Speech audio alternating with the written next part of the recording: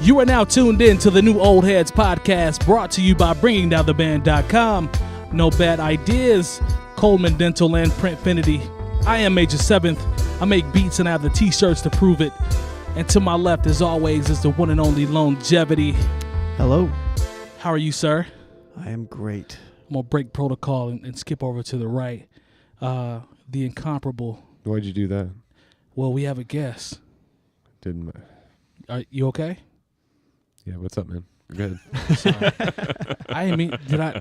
I Dude, think that it's actually just- bothered you. No, You good? it's We good? fine. I'm ready for. Yep. It's DJ Spoolz. Hey, what's up, Mike? How are you, man? I'm doing fine, sir. Thanks for breaking the streak for 37 episodes. Yeah, thank you. Moving Episode on. 37. The incomparable DJ Spoolz, as always, to my right. And to my left, pinch hitting for us as he always does, Mr. Wavy Light-Skinned Girls Be Loving Me Now. See, these are rumors, and I don't even know what this is you're talking Mr. about. Coaches, you know what I'm saying? He's a staple in Indianapolis on the hip-hop scene. Jay Moore is in the building. How's it going, fellas? Doing good, sir. You all right? I'm good. I'm just glad and honored to be here.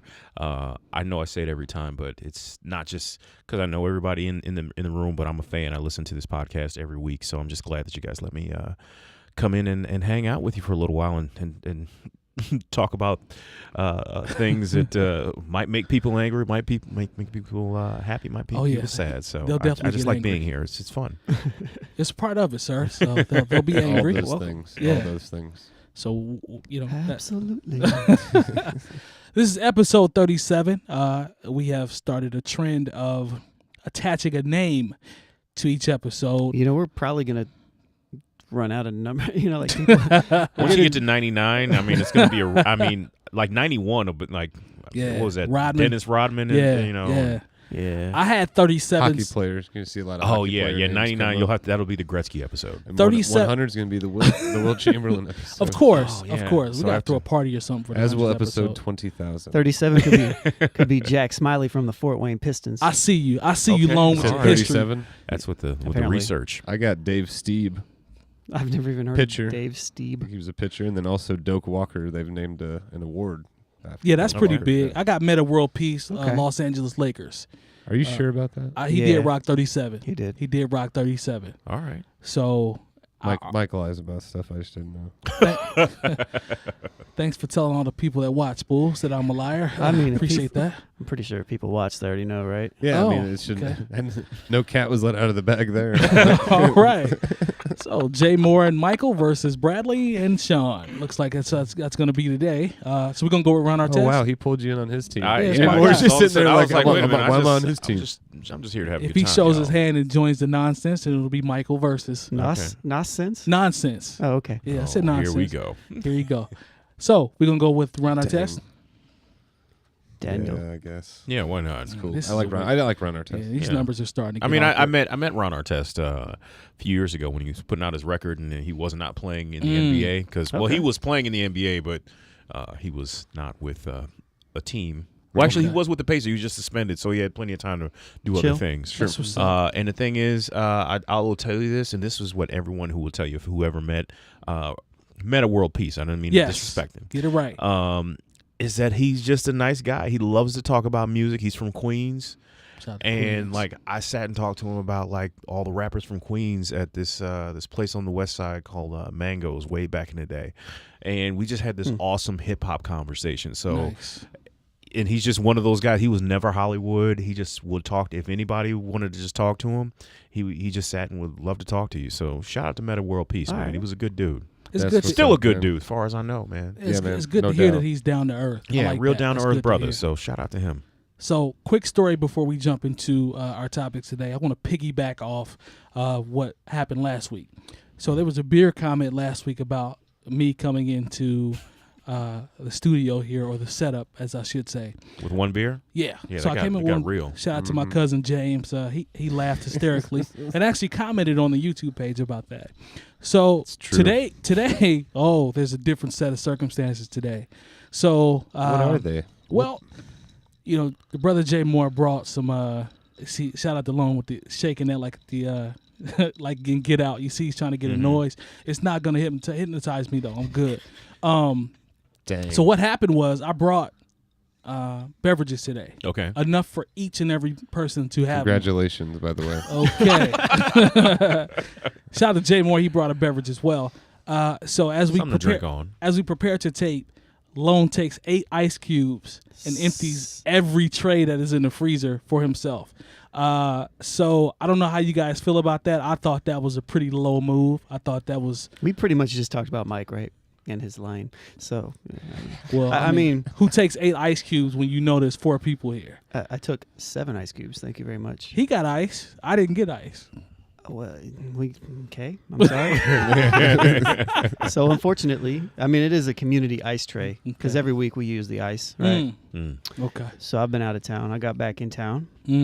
Walked into there to check on the ice to fill my drink up. I put the ice in there. Realized that all the trays were gone. Filled all the trays up. Okay. Put them in the freezer. And then Mike goes and pours water into his drink.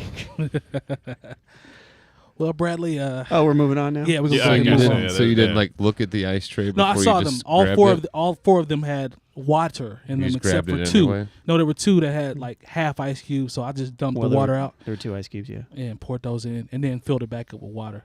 I have manners. Life's hard. Man. It is. It's a circle of life. We've talked about this. Life's difficult. So rough, man. Yeah. It is. Anyway, just wanted to let y'all know that as he sips the mug. Shout out to the long profile picture.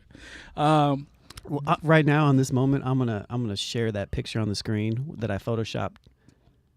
Mike's tears. Oh, that yeah. Have you guys seen that one that I did? No, but that's awesome. He's a genius. I'll buy 6.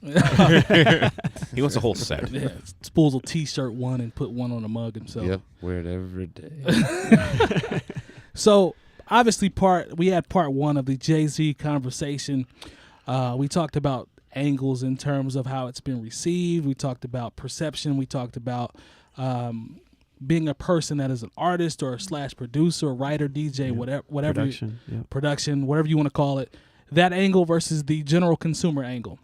Jay Moore was not a part of part 1, so I figure we can kind of backtrack to see what your 2 cents were about the album, and then we can kind of jump back into any additional reactions, any trends that you guys are seeing on your social media feeds about how people are being, how they're receiving the album. I saw 50, I saw Boosie, so we can kind of jump into those.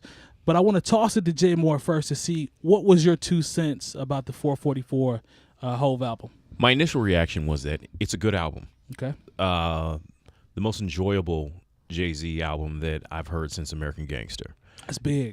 Because there were parts of Magna Carta, Holy Grail that I enjoyed. There were parts of Blueprint 3 that I enjoyed. But there were parts where I felt like he was chasing a sound. That's fair. Where it was like, okay, let's have this Rihanna song. Let's go ahead and get Rick Ross on here. Yep. Let's go ahead and get Justin Timberlake on here. So and I felt like this was him really being an artist. Because when you're your big collaborator, of course, he's got the track that has Beyonce singing in the background, but that's very personal. Yes. And then Damian Marley, like this is not what you're doing if you're trying to get on pop radio. Or you're not what you're even trying to get on urban radio. So I appreciated that from an artistic standpoint. So I initially felt like this is a good record. And each time I've listened, I've picked up on other things where I'm like, this isn't good. This is a great record. I haven't listened to the retail version as of yet.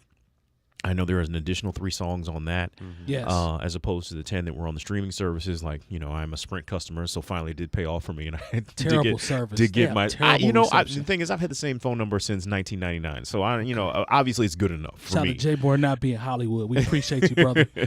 But I really did appreciate the album, and once again, I understand. Like I've talked to a whole bunch of different people who've had different perspectives on the album, but also I am a 40-year-old man, the 40-year-old black man. I feel like this was very much geared towards me, and also a 40-year-old hip-hop fan. Yes. I remember there was a time where one producer did an entire album. This used to be Larry Smith would do all of Houdini, and you know, most of what Run DMC was doing with, you know, some contributions from Rick Rubin. Dr. Dre and Yella did everything on NWA. The Bomb Squad did everything for Public Enemy. Premier did everything for Gangstar. Yep. You know, this patchwork way of putting albums together, of course, it became more commonplace, specifically after, I would say, after Illmatic. Illmatic was the first one to really...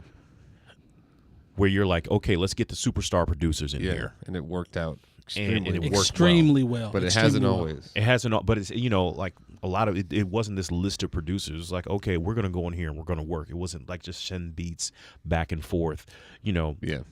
Ready to Die, you know, of course, had the RZA, Easy Mo B, Puff Daddy. Super slept on producers. Yeah, so. And those guys, Q-Tip, Preem, all those Large guys Professor. They were excited about LES. Nas. Yes, those were guys who were fans of this. They were actually excited about him, which made it that much better. You know, so this is actually very much a throwback as far as having one producer do every single song on the record. And I appreciated that. I know some people feel like it's boring, but I liked it as far as having a cohesive sound on an album.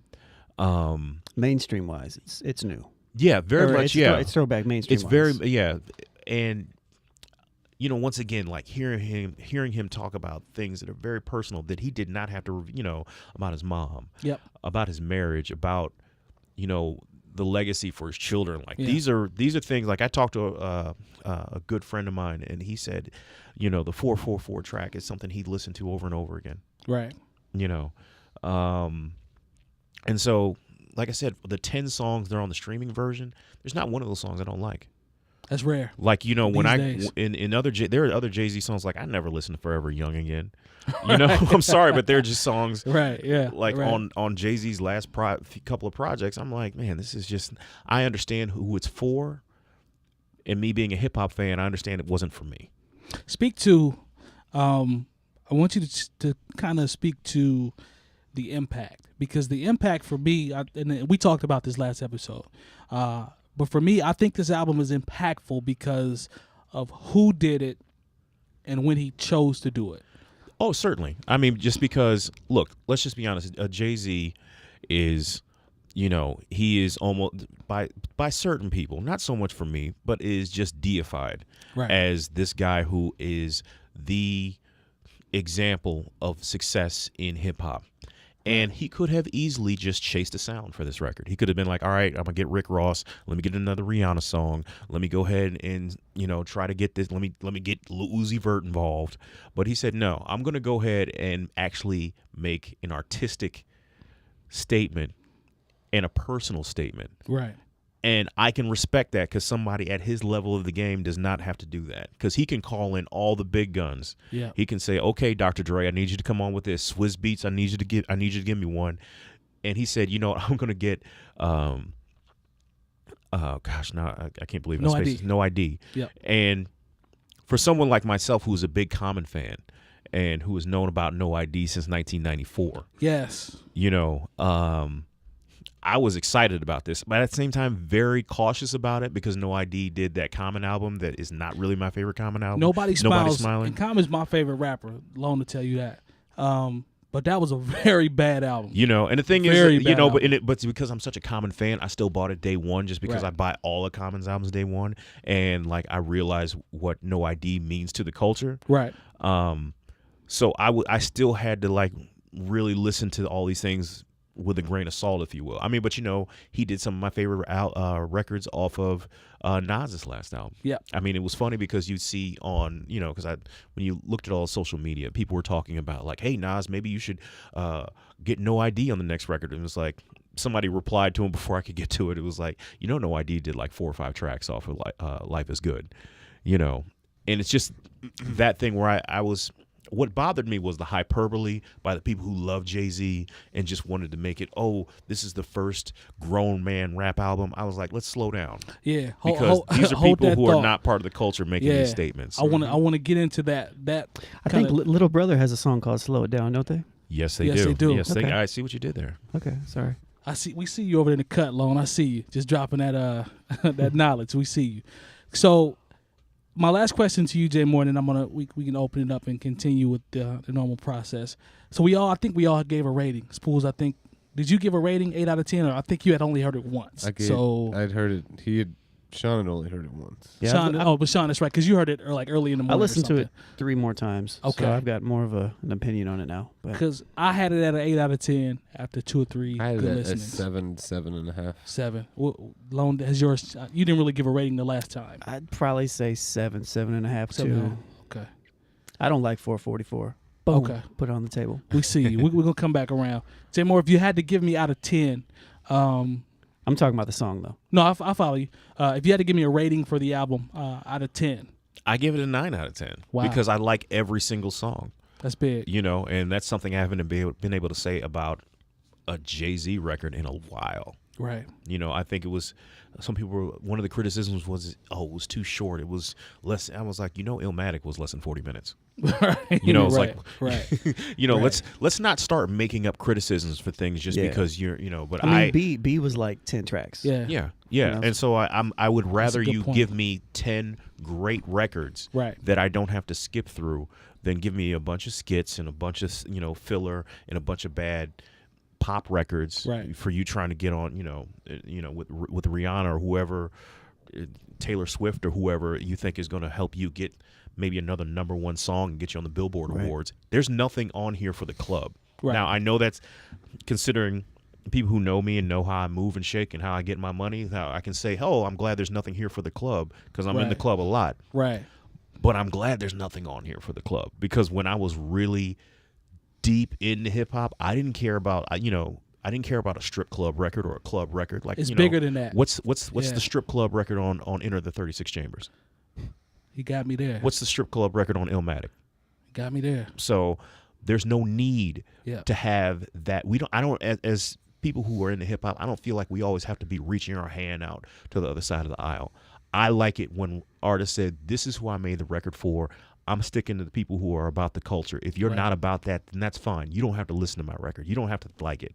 That. I appreciate I appreciate Jay-Z doing this for the first time in a long time. So let me I want to kind of jump into, I guess, some of the reactions either that you guys are seeing on your timelines or nationally when we talk about 50 Cent. And he says, for example, now 50 has been known to be a troll. He's a troll. Yeah. So maybe he's trolling on this one, but I have had a couple people, this is just on my personal timeline, that kind of echo the sentiments of 50 when he says, it's cool, but it's too smart. Or it's cool, but it's too smart. That's probably the worst thing you could say about art is it's too smart. I want to come to Spoolz. That says more about you than it does about the actual piece of art. I thought that was ridiculous, and I'm like, okay, so he missed it. Check him off. She missed it. Check her off the list. Spoolz. Yes. What is your reaction to, I see you leaning to the mic, so I got an engaged Spoolz on this one. Spoolz, talk to me about the reaction when you hear that the album is too smart. What is your initial reaction? Because to me, that's absolutely ridiculous. To me, it just brings to mind the division in hip hop that I wish didn't exist, but comments like that make me realize that it still exists. And like Jay-Z's record, to the point Jay Moore just made, it is too smart for the club, man. Right. Are there beats on there that people can dance to? Yeah, there are, but nobody's trying to dance to any shit like that, stuff like that.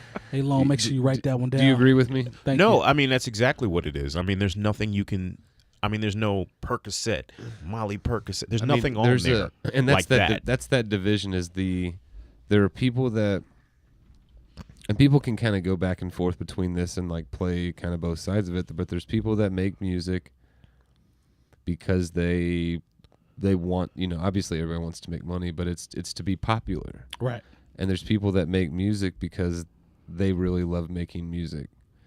To Jay Moore's point, and the point I think you and I think Terry had made, this album to me was more of a this is the album I wanted to make. Right. Jay-Z, not this is the album I think people want to hear. Mm-hmm.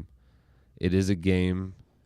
Jay-Z's also in a position where he can do this. Right. He didn't have to make any more music ever for the rest of his life if he doesn't want to, and he'd be fine, like just fine.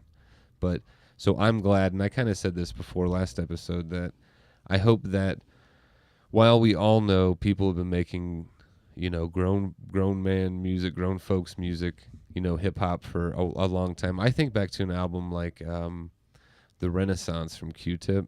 Oh, definitely. I've never heard, and that was 10, 12 years ago. That's such a fantastic record.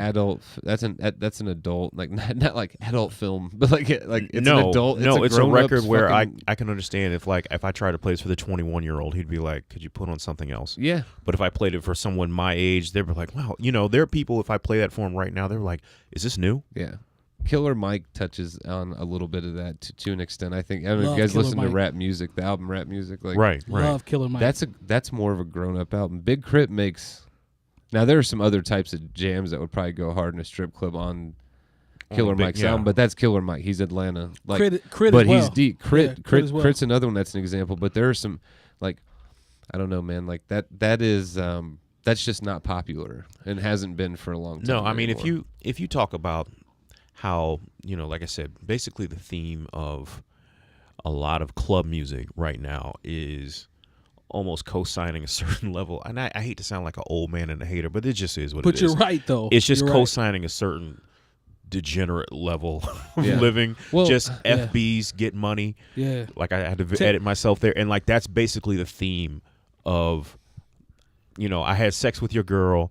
I do drugs. I get money, and that's the theme of most records that are out right now. And so when somebody says, "Hey, invest your money and take care of your family and treasure your wife," there are people who are going to be like, "I can't get with this." Right. Which boggles my mind. Because here's my thing, and maybe, like I said, maybe I'm the grumpy old man, or maybe I'm a little grumpier than you. Trust me. Okay, I'll follow you. But I'll have and older. Yes. I'll have people that will say, "Oh man, we need to do more for our people." And I'm speaking to African American on this. I have people that will say, "We got to do more for our people. We got to support black businesses. We got to support the black owned this. We got to support that. We have to support each other." And then they'll tell me, "Oh man, I don't want to listen to Jay-Z tell me about XYZ with credit and this and how to save and invest in that." I'm like, that's kind of what you were just talking about. But at the same time, I do understand there's a time and a place. I agree. Like, if I'm in a club and it's all people who are there for a specific reason, they came there to drink and dance and have a good time. I understand why they don't want to hear 𝗏𝗏 𝗏𝗏 or David Banner or Jay-Z's this particular album. Right. I understand that. It's the same way when I get into a car, I don't want to hear Future. I don't want to hear the Migos. I don't want to hear Lil Uzi Vert. I understand why it works in the club, but I have no use for it in my personal time when I'm actually trying to listen to something that I feel like is going to like nourish my soul and feed my brain a little bit. So it's there is a time and a place, man. Mm-hmm. Maybe all the my whole thing with hip hop is about balance. Great word. We make it seem like, okay, we can't have 444 and we can't have 21 Savage. We can have both. Yeah. There was a time when, once again, showing my age here, when I would watch Yo MTV Raps, and there would be a 2 Live Crew video, a Kid and Play video. Next block, it would be Public Enemy video, and then an NWA video and an EPMD video. Right. All very diverse, very different messages, very different concepts. And I could be fans of all those people at the same time and understand there was just a time and a place for them. So my whole thing is just balance. I'm coming along. I see you were getting ready to come in, but nah. I was going to make a comment, but then I was backing away. Well, he said we could there's a place for both. I don't know if there's really a place for Issa. I just don't know. See, I didn't even want to. I ain't even. That's because the overall project is not very good. Okay, and I agree with my brother on that 100%. It's been co-signed by a number of people too. I don't think care. That's because people don't want to care. seem old. I will seem old and say that something is not so good. You know what? You touched on something that I've always felt has been the case. Why somehow in hip hop, maybe this happens in other genres, and I don't really care about them as much at all. But new somehow equals better. New is better. Like newer is better. Well, because there are people my age who are 40 who don't want to seem like they're out of the loop. Sure. And so they don't want to seem like the old man in the club, so they'll be like, "Oh no, this is great. This little Uzi Vert." And like the thing is, when I understand why the Migos. I get mad because I feel like it's the Migos and all these other people who are trying to sound like the Migos. That's what I don't like. Right. The Migos they created their own lane for their music. I understand how it works, and I like some of it. But at the same time, I hear some of this other stuff. I'm like, this doesn't work on any level, really.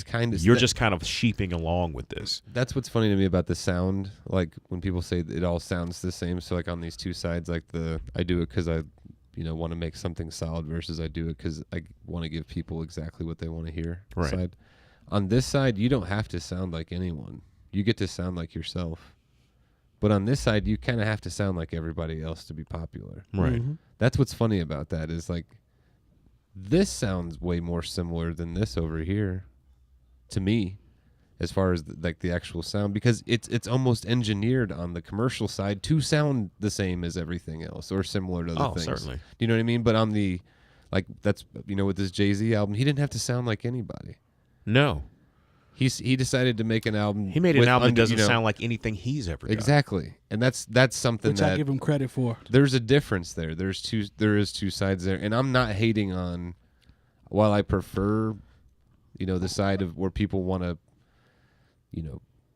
Make music that is important to them versus that I need to make it necessary, to appease others so that way I can sell a lot of records. Like I'm not hating on this side over here at all because that is a far more positive outlet for a lot of people than what they some could of be them doing. Could be doing or were into. So I'm all for that, and I also think there's a huge age difference too because I dwelled in this arena a lot more when I was 15, 16, 17, 18, 19 before I dwelled over here until I started doing my homework and realizing, and that was important to me. Oh, certainly. Is that important to a lot of folks nowadays? I see young cats that know their stuff, man.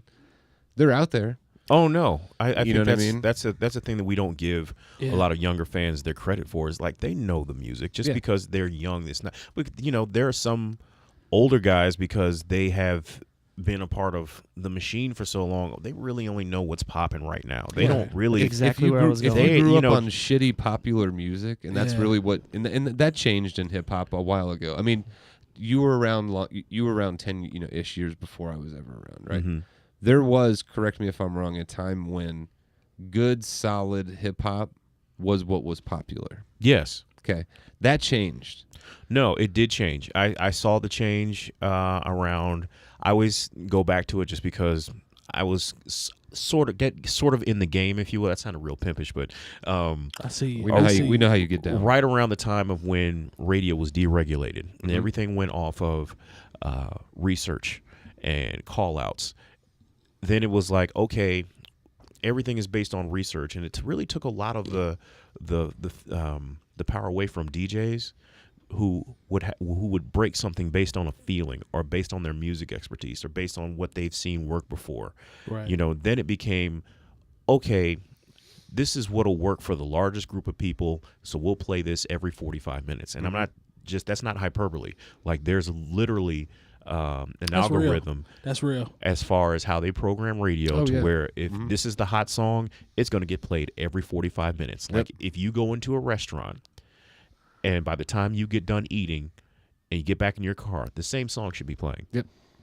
And so well, they've studied people's habits of listening to the radio and things exactly. Like that, yeah. So like when they say, oh, they play the same songs on the radio every day, the average person only listens to the radio for 15 minutes a day. Right. So every time they tune in, it's got to be a hit. Mm-hmm. Lone, you said you were. I think you said that was my point. I want you to jump in there. Well, Brad and Jay were talking about they're going back and forth on the new versus old argument. Yeah, and they literally it turned into exactly what I was going to say. So which was cool. Which I don't know if it's necessarily as much of a new versus old as much of it is a mindset around popping and what's popular and what's happening. There's a certain mindset. He mentioned the old guys in the club. Right. They're worried about what's popular so they can feel cool. Right. Mm-hmm. It's the same type of idea as, that's when you're a kid, you want to be cool. Right. Not everybody cares about that. It is very similar. But generally speaking, you're like, oh, what's cool? What's going on right now? Let me get on that wave. Now, to everybody's point, not everybody's like that. Yeah. Some people are just like, nah, I don't like that because that's whack. or what? Why do y'all like that?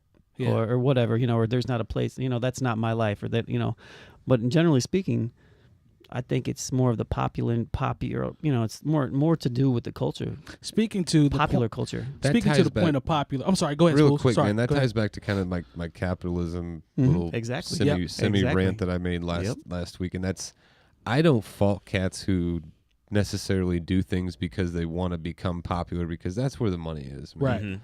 I don't know. I mean, they're all right, so the holding money to your ear and all that, you know what I mean? Like, kind of going to that. Like, I don't personally, like, I know rappers that I've seen do that before that I like their music. I don't like doing that, though. So when I heard that lyric from Jay-Z, I thought it was pretty... I thought it was funny. It made me laugh. I thought it was hilarious because I it's think just, that stuff if is you're stupid. purple or opinion, green or gray or brown or white or black, if you hold money to your ear, it's just tacky to me. Well, that's all. It doesn't matter. Yeah. You know what I mean? It's not a down. If you're from the South thing. or if you're from Maine or if you're from Utah and you do that, it's tacky.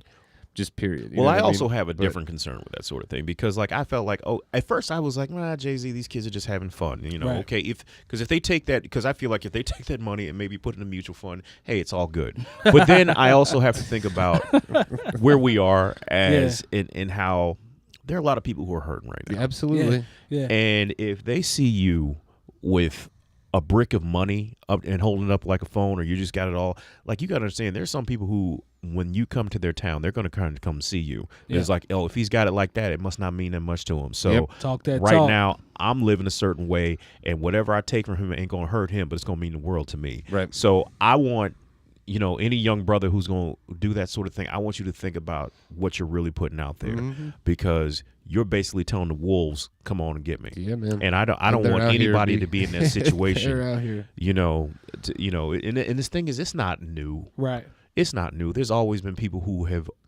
overflossed, if you will. Yeah. I mean, this goes back to when David Ruffin bought two Gucci Cadillacs. You know what I'm saying? Like, so let's not act like it's something new and it's just on the young boys. Musicians is not. Let's not we act. See you with that pop culture history. Let's not act like Eric B and Rakim didn't have on huge Gucci chains. Yeah.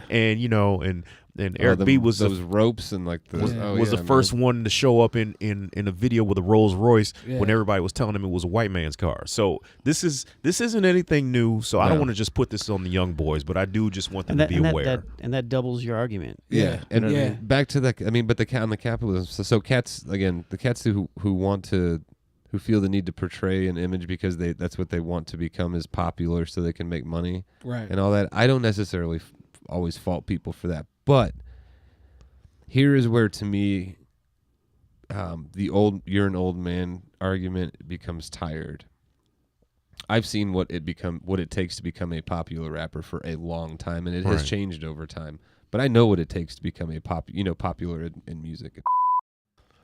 That's too long. Yeah. It's 3. Sorry. So you're behind, Mike. Sorry about that. So, like, I have no fault or no issue with that. It is the fact that the skill involved to do so has deteriorated so dramatically in order to become that. It's not there was a requirement. time, and yes, that day is over, and it's been over for a long time. And when Tribe Called Quest was played on the radio, and they made, they should have had a lot of, I'm sure they made some money. I've seen the documentary. They probably should have made more. You know what I mean? But when some of these groups that are considered classic hip-hop groups were, when you turned on your local hip-hop station, if you had one, that's who was on the radio. And there's just simply more substance and more thought that seems to go into that than what you see commercially on average today. That is the issue that I personally, I don't fault the guys. I don't. Make your music and make your money, man. I've got no problem with that. But if someone wants to have the skill discussion, that is to me where the rub comes in. It's kind of like, that dude is spitting bars, bars. Like, well, not really. Hold that. And I'm qualified to say that. No, that goes without saying, because I do really think there have been guys who everybody wasn't talking. We got to get this out of our mind. Everybody was Public Enemy in the 90s. No, there were people talking about sex, drugs, and whatever. Oh, absolutely. But you know what? They were talking about it with a certain level of skill. Yes, a tremendous level of skill. You know, let's not act like Biggie was talking about black empowerment and the Wu-Tang was talking. And don't let me. Yeah, and I apologize. I didn't mean to say that. But no, dude, but I'm a huge Wu-Tang Clan fan. Exactly. There is really nothing nice oftentimes about Wu-Tang Clan's music. No. You know what I mean? Like nice guy rap. It's not. But they did it in a way that was so creative. And it made me say so unique and so And it made me say, man. I can't do that. Yeah. See, this is the thing. I listen to rap music now, and sometimes this hip hop, you can't even parody it. Right. Because it's so ridiculous and over the top. You make a great point. Because if even a parody song, you'd be like, that could be a hit. If I ever feel does he ever have one? Oh, he has one. To that, and to that same point, if I ever feel like I've heard rappers that are newer come out, and I've thought to myself, I bet that's how I'd sound if I was trying to rap for the first or second time. Yeah, absolutely. I hear that all the time. Now, granted, that guy is going to make millions of dollars potentially. Awesome. I'm not hating on that, man. Good for you. It's the booth reps thing. I would just have a problem saying something or doing that or putting myself out like that for money, but I don't fault the other person who makes the other decision at all. Check this out. Check this out. 2 things. It's all good, man. Do what you do, I got 2 points. Number 1, and this is just to piggyback off what everybody said. Number 1, as a person that's a producer or someone that will say, quote unquote, monitors how music goes, we all do that. Mm-hmm. We're all in situations where we do that. We kind of, like Spoolz to his point, he knows what it takes to become a celebrated artist at this point. You to your point. Yeah, and I'm not going to front like I am one or was one ever, but yes, fine. I know exactly. I know what it is. I know what it giving means you props to for become that. Yeah. I'm giving you props for that because I know you do. I know you do, and I know you do. 2 things. Number 1, it's come to a point where skill is no longer a premium, so I have to understand that. It has nothing. If there was a pie chart to me, skill would be 20%. Viewers, if that, and then you got viewers, followers, image, all gimmick, that is the 80%, right? So we have to understand that. We know now moving forward that's what it is. This production, and this is the part that I do like a lot about newer stuff that comes out, rap, is the production, and that helps these dudes a lot, man. It's sometimes in most situations it'll save it. That's all it is. And then man, the reference tracks. My second point is I want to throw this at because I'm glad you guys brought this up. Here's my second point because I had this conversation on my Facebook page, so I figured since we're kind of going in that direction, I want to toss this out there. Now, I made a post where I said, don't necessarily blame the artist, blame the consumer. Because to me, I say Western civilization. Yes, and we know what interview that'll come up in. Right. But the consumer, to me, you can talk about the machine, you can talk about the culture, you can talk about the labels, you can talk about all of that, which plays a huge part in the music that is pushed to the forefront. We all know that. What's played on the radio, what's played on whatever. We know that. But at the end of the day, there is a consumption somewhere. Yep. And I always tell people that the consumer, after all of that, still drives these records. Absolutely. So I'm gonna throw this to you, Lone, because some people were telling me, well, no, man, you gotta have the artist. Shout out to my homie Black Eddie because we were kind of going back and forth about this. I hold the artist accountable. Man, I really don't like Black Eddie.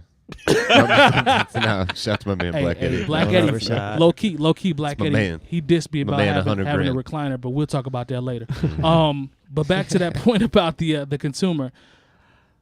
There's 2 ways you can go, and Lone, I'm coming to you because we've had this conversation where we talk about, well, if you like it, support it, right? Like if you like something that's dope, stop complaining about all the stuff that's whack and just support what you like.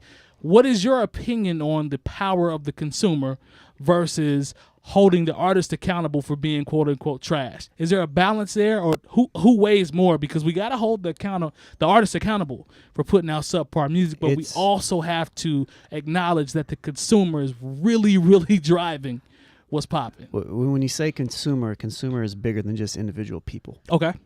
It's also the machine that pushes media to consumers as well. They go hand in hand, right? So, but it's when like chicken or the egg almost. When you break it down, the radio execs or the people that are the modern day A&Rs are picking artists because they know what those artists are going to do. Those artists are going to generate money based upon the consumer and what the consumer wants to consume. So yeah, I agree with the idea that yes, the consumer does play a role in it. I I don't want to say I don't blame the artists. Okay. Because at some point in time, if you're an artist and you're out there and you're just making, think back when we first started making stuff. Okay. If this is 2002, I've been making beats for a year and I've been rapping for a little while, and I put something out and somebody comes to me like, "Hey man, this is a hit." Right. And granted, I didn't put music out for 4 years. Right. Before I thought I was good enough to put something out, which will never happen again. Right. Right. Because of technology. So that's why I always say technology, because I literally saw that. But nowadays, if somebody comes to you and say, "Hey man, this song can sell this, or you can get this amount of money from this, or you can reach these amount of people from this," you're going to do it. Right. As that artist. Right. My argument a lot of times are these people that are strapping their name as artists aren't artists. They're product. They're product, and they don't have taste. And those are two things that I feel like, I don't want to say that every artist necessarily has to have taste. Okay. But I kind of want to say that every good artist has to have taste. Okay. They should. Because if you don't have good taste, mm-hmm. how can you? I mean, I think you can develop it over time too. With sure, but I feel like that's lacking a lot of times. I'm coming. And that's something a lot of people I don't think talk about. But jump in, Jay Moore, when he's finished. I want to hear your 2 cents. You can go ahead. Well, no, and the thing is, once again, seeing how the machine works, actually being on the inside for a certain amount of time. Yeah. Especially when we're talking about radio, and people are like, "How did this get on the radio?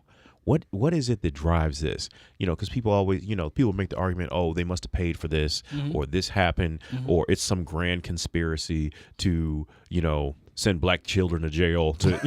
I mean, I've heard a little bit of everything, but I'll say exactly this: I've been in a programming meeting, like people who know radio. I've sat in with Eric Michaels and Chuck Atkins. I remember when I was back in St. Louis. People who are in the radio know those names, and I'm telling you, we see you. We have all this research, and it'll be broken down by sex, by age, mm-hmm. and that's pretty much what it is, sex and age. So men of a certain age, women of a certain age. And you know what they do with all the research that has male information on it? They pick it up, they look at it, and they put it right in the trash can. Everything that you hear on the radio is determined by women, which is something that a lot of people don't understand. I believe that 100%. And I heard it was women and children. Women, but mostly women. So when you hear a song, you're like, "That's just so disrespectful. Yeah. That's terrible." Yeah. It's because women like it.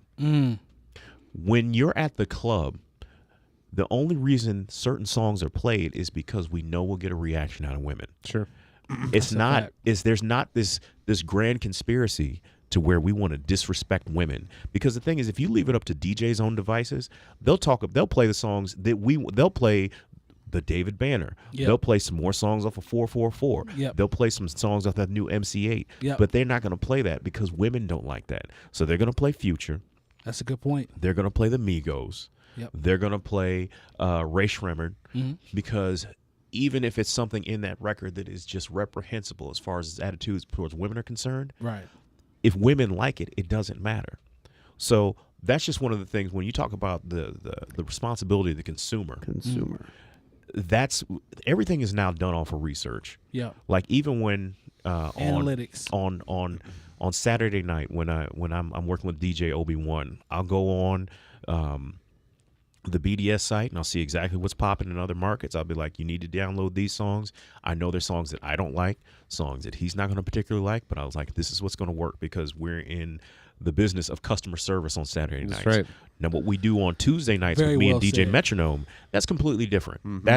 That's something else. We're fan service for people who actually love hip hop. Right. So if you come in to Coaches on Tuesday and you're like, hey, can you play this song by Beyonce or Rihanna? And we're like, you know what? You can go 20 other places in the city and hear those records. You're not going to hear them here. Yep.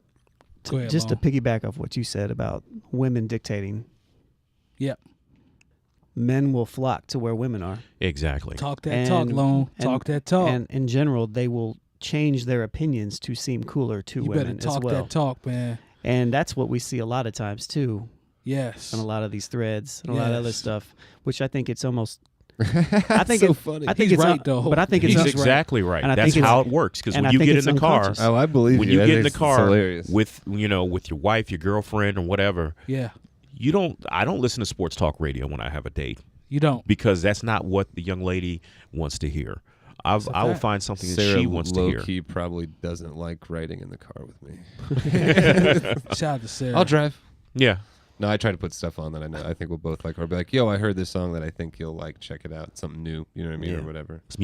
But if you're riding with a young woman in her car, she's going to listen to what she wants to listen to. Absolutely. When a young woman is when she's riding in your car, you know what you're going to listen to? What she wants to listen to. Yeah. It's a fact. So, or there's going to be a problem. Yeah. So that's the thing, and I want to acknowledge that because I want women to know their power. Really, definitely. Because Sarah's a big trooper. She's definitely listening to some West Side Gun and Conway with me. Bless her heart. So when you're the best, baby. Because there was a campaign, especially it was around the time. This is going back a ways when Nelly's Tip Drill came out, and there's a real feminist movement based on that song and the video, and it was like stop the music and all this. It was a campaign, I remember, but I wanted to tell women. I said, you know what? Don't take the artist to task so much. Yeah. If you think this song is so disrespectful, start grabbing your friends off the dance floor. Start walking off the dance floor yourself. And that kind of comes back to the whole accountability thing that we like to talk about on this show from time to time. But tell them, Spoolz. And I might be mansplaining there. I'm sorry if ladies. I know last time I did that. It's all good. This is what happens whenever I show up on the show. We love the women. we love our women listeners, and we want more feedback. We got to work on that. But I'm with you there. Go ahead, Spoolz. And on the account, I'm not talking about just women, but I mean some people, like, I don't know. Ask yourself this question, listeners. Like, when you what you listen to, the music do you listen to? Have you ever asked yourself why? And really thought about why it is you listen to what you listen to? That's good. If you've not had that discussion, or thought about it, that's okay. Yeah. That just simply makes you more of a casual music fan. I.e., your opinion on what some of these things are, or what they mean to the culture, probably is just not going to be as important as someone who probably, and I think that's getting down to the bare root of it, asking yourself, why do you listen to what you listen to? Yeah. Because if your answer is, I listen to it because it's what's popular, again, not hating on you, not saying that that's bad, because everyone gets out of music something different. You know what I mean? Certainly. Yeah, for sure. So trying not to, but however, because you listen to it because it's popular, your opinion's just simply not going to hold as much weight or water with people, with someone who listens to music because that's exactly what Mike and I were talking about last week too. Yeah, there's a science in. But a side note, we have to be careful though as older cats. I just want to, not to cut you off, Mike. I'm sorry, but I wanted to make this point. Yes, there are a lot of older, our age. I'm in between all of our ages who immediately hate. Yes, that is not cool, man. You know what I mean? At the end of the day, like, just because it isn't what you think it should be, that's not. I mean, you can have your own opinion, right? But that's just as whack as someone who says I only listen to it's pop because it's popular. Right. I only listen to it because it's X. Your personal opinion, you can listen to what you want to. That's cool. Maybe just keep it to yourself though on the public forum. Music is so subjective. Or don't get upset when somebody checks you. That's a better point. Be on the public forum, but when somebody who might be a little bit more learned than you on the subject, that'd be like me stepping into, I don't know, name something I don't know a whole lot about, and then going into the forum and being like, well, this is always this, and should be this, and this is always this. Like, I should get bombed on. You know what I mean? Like, no, dummy. Yeah. No, dummy. Yeah. You know what I mean? But, I was chatting with somebody, I think, shout to, is it Carrington Clinton? Is that Clint Breeze? Yeah, right? Yeah. He had a good little post on Facebook. Right, he was talking about, he liked 444, I think. I'm trying to remember. But it was more basically about how sample-based music is what does it for him. Okay. Well, he said there's nothing wrong with boom bap. Yeah. Essentially, and I saw arguments where people were saying, well, young people don't like boom bap. And he was like, I like boom bap. Yeah. I mean, and that's fine because I think somebody said something like, I don't like hip-hop at all. I like rap. Oh, yeah. And when they started digging into it more, and there's a difference. Definitely. And when they started digging into it more, one of the reasons was like hipster cats, who think they know everything about hip-hop, man, and how much of a turnoff that is for that individual. I think it was Sean Wyatt. or Chief or whatever. Yeah, but and he made a good point. Like, and me as an older person too, when I read that, I was kind of like, yeah, I've seen people do that. I don't do that, but I've seen younger. You know, like just because you've heard one or two, like there's a snobbery that exists within hip hop, and I've seen it. I've seen it since for 20 some years now. Yeah. You know, it's elitism. The thing is, like you don't know the classics. You don't know this. You're not really hip hop. You know, and it's like, look, man. You got to think about it. When something like Ready to Die at this point is more than 20 years old. Yep. Right. If you're talking to a 23-year-old, right. While I do think if you're involved in this thing called hip hop, you should have an awareness of that. Mm-hmm. Yes. But at the same time, I think about, if you tried to bring up something to me when I was 23 that was 20, that was at this point 20 years old. But then I'm not, but at the same time, I did have a certain appreciation for, like, I loved Jodeci, but I understood what the Isley Brothers were. But get on, but just layer this on top of what you just said. It's a 20-some-year-old person who comes in and doesn't even care that they're under the guise of hip hop. I need to do X, Y, and Z, make this song, take this dope beat, put these lyrics, rap about these 3 or 4 things, and make a hit so I can make this money. They sure as hell don't care about 20 years ago and what came out before. Should they? Well, because things move so fast now, they really don't care. Right. Because to them, old school, like, just think, think about if you're a Migos fan now, like if you try to bring up the Yin Yang Twins to somebody who's a Migos fan, they're like, oh man, that's old. Yeah. That's the Yin Yang Twins. Am I the only one who thinks the Migos sound was bitten a hair, if not more, from drill, like Chicago drill? It has elements of drill. You mean mostly production, or you mean rap style? I think production-wise, he's right. I think production and rap style, he's kind of, it's in the area, like it's in the ballpark for drill. I would say that. Might be a cousin. But here's my thing. I feel like the Migos music is less aggressive than drill music. I just meant from a flow. Everybody talks about their flow. I've always read people, and I'm just kind of like, nah, they sound like a lot of other people, I thought. Especially cats from Chicago, like from, I guess I'm not 4 or too 5 years ago. I'm not too familiar with a lot of drill music. I also like listening and laughing at Chief Keef.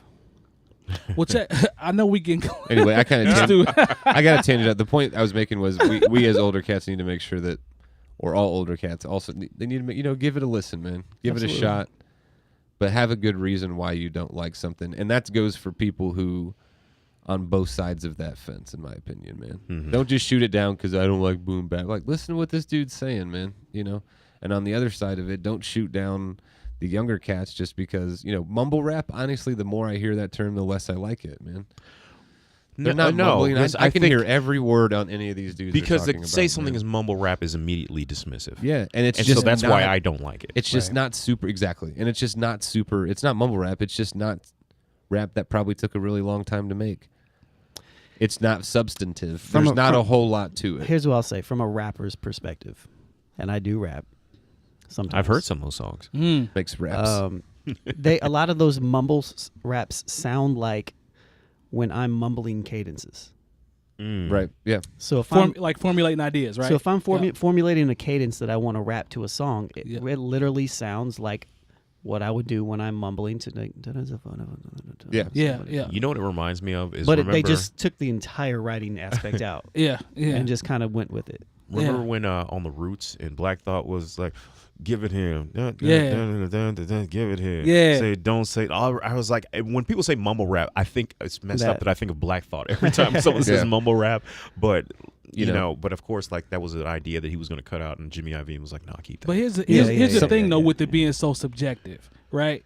The thing with music being so subjective, here's where I take offense.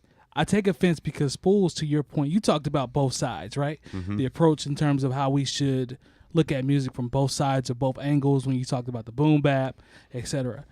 I don't probably just generally try not to shit on one another as much as possible. I dig that, but here's where I take offense. I feel like we would get, or our age bracket would get pigeonholed because we speak against something that is quote unquote popping. Like, that doesn't mean that my opinion or my music knowledge is not open. It just means that I don't like the record. Like, I feel like people that are younger than us or people that have a different appreciation of music is subjective. That's fine. I'm not going to lose any sleep over it. But if I come out and I say, what Amigos, I don't like them or I think their music is trash, you can't automatically associate with me being an old guy because I said the music was trash. That doesn't mean my musical knowledge is not open-minded. It doesn't mean that I don't listen to anything. If I don't like it, I don't like it. That don't mean that I'm hating. That's Common's line. Yeah. We have to understand that. Yeah, he's older than all of us. Exactly. Like, we got to get out of the mind frame of saying just because somebody that's older or somebody that is not, quote unquote, up on the culture or whatever, if I don't like it, like, that's cool. Like, I just don't like it. I'm not saying that everybody that does that is bad. I'm not saying that it's poisonous. I'm not saying all that other stuff that people come out of the woodwork. I will say this, though. I just don't like it. I agree with what you're saying. I think we're in an interesting time right now because of social media. It's where everybody has an opinion. And that's so, it right there. And so, if I sit and I have a discussion and I say something from my perspective, which I have multiple hats as a producer or a rhymer or engineer or just a tastemaker, right? Yes. For years. Yes. It's going to come from a different. We talked about this last week and this week. It's going to come from a completely different place than somebody that does not have that experience. Yes. So if I'm going to engage in a conversation with somebody, which I do on a regular basis, yep, I will listen and I will just engage, but I will say, well, no. Right. Mm-hmm. Right. And there's a reason behind your no. Right. Now, that's where it gets skewed, and that's where that line gets confused sometimes because it's like, oh, well, you just don't want to listen. No, I just know. I can see where this is headed. You know what I mean? So I agree with them 100%. So it gets to that point every once in a while to where people are like, well, you're just not open-minded. You just got that old head mentality, which I don't at all. I probably know more young music than the young music heads, if we're going to be real. If we're going to keep it 100, I agree. So for as much music as you have to listen to just to maintain the site. And I know so much dope young artists that are out there. Now, granted, that's my taste as well. But yes. But that, don't come at me like that. Like, I see it, but most of the time it's not even like that. It's not even that big of a deal to me. Really, I'll just look at it and smile and then click like and then walk away. But if you want to, if you want to engage with me on a conversation, I'll be happy to have a conversation with you. And I've had plenty of conversations with lots of people. Jump in, Spoolz. We got about 3 minutes. It's really difficult to have a conversation with someone about hip hop. Oh, give or take that. When you come from those two different points of view, it is very hard. Yeah. Why do you like XYZ? Oh, because it's popping. It sold a lot of records. Oh, okay. Then you automatically are coming from two different areas. Exactly. This person it's just a difficult conversation to have often. They don't know where you're coming from. Exactly. So then you have to have another conversation about that before you can even talk to that. But I respect that side because I know how subjective music is. And I think that's the disconnect because I think that's where we lose people. And I think it's important to be open from somebody that ourselves. Yes. We're very knowledgeable on music in a lot of aspects. I think it's important for us to take that responsibility and to be accountable in the aspect of not to dismiss people when they come to us in those aspects. Sure. And to be aware of how we may come across in those, I agree. Well, one of the things that when I would talk to artists, and this is, once again, going way back to my radio days and when I was into programming, is, and I've said this out loud several times, don't ask me if I like it. Ask me if I think it's going to work. There we go. You know what I'm saying? That's the biz, right? And that's when you're talking. If you want to get on the radio, don't ask me if I like it. Yeah. Don't ask me if I think this. Don't ask me if I think this is a good record. Right. Because I'll hear a record. Like I remember the first time I heard the Whisper song, I was like, "This is trash," but I was like, "Man, this is going to be a hit." So there's a difference between what I like, and most of the time when you're talking to anybody who works in programming, don't ever ask them do they like it. Ask them if they think it'll work. Bad Boogie's a dope record. Exactly. If you told me, do I like this record? Not really. Do I think it's going to work? We're going to be playing it in the club for the next 8 months. Yep. Oh yeah. Simple as that. I lied, Mike. We are running out of time. Okay. I thought I was on the clock there. Sorry about that. Yeah. I started it too late, so it's all good. People ultimately can like whatever they want. You know what I mean? At the end of the day, it's just we all have our own opinions and when it comes to hip hop culture, that's a subject that is near and dear to a lot of us, man. And regardless of these cats call themselves rappers or not, you're rapping. Well, this is the one thing I do want to say. You are, whether you do it or not, you're representing hip hop. It does make me feel some type of way. If you don't say, "Oh, I'm not a rapper, I'm a rock star," I was like, "Okay, you're not taking not taking your records to rock radio, so don't talk about how you're a rock star." Exactly, that's what I'm getting at. Well, we'll end it there. Long, can we squeeze the hat in? I didn't check what it was. It's called, but it's No Bad Ideas. Awesome hat. Shout to them. Shout to Coleman Dental. Yes, sir. All right, I am Major 7, DJ Spoolz, Jay Moore, Lonegevity. Episode number 37 is a wrap. Please subscribe. We got stickers, buttons. Go to the Patreon website, and we'll see you next week. Peace. Patreon.com/newoldheads. Yes, sir.